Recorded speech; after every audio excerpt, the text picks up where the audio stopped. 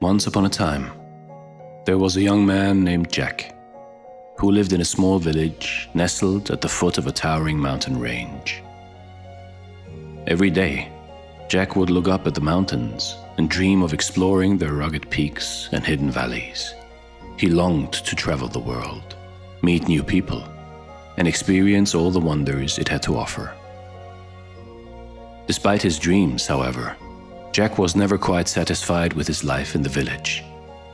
He always felt like something was missing, like he was meant for something more than just tending to his family's farm.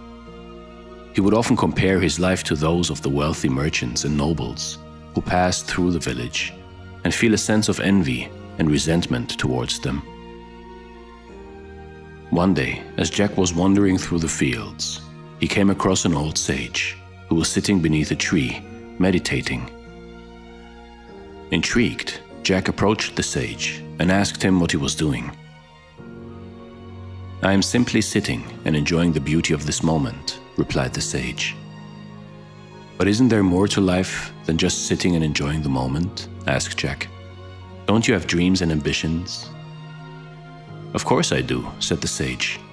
"But I have learned that true happiness comes not from achieving those dreams, but from finding contentment and joy in each moment as it is."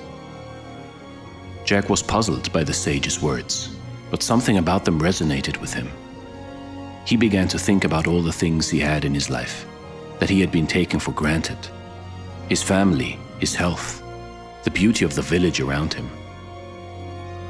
As he began to appreciate these things more fully, he didn't find that his longing for adventure and excitement began to fade. He still wanted to go on adventures, but he was more content with himself.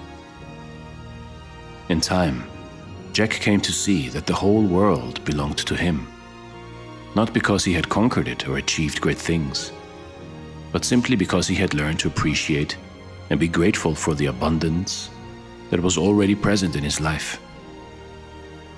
He no longer felt a sense of lack or envy towards others, but instead felt a deep sense of peace and contentment.